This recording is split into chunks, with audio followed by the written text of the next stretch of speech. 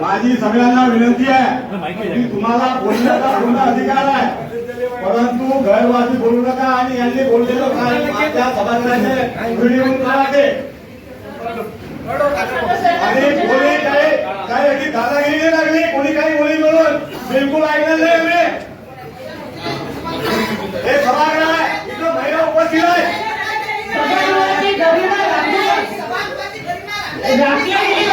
बिलकुल आणि काकाच्या घरात राहणार आणि दुसऱ्याच्या घरात कुठे मारत होतात काय.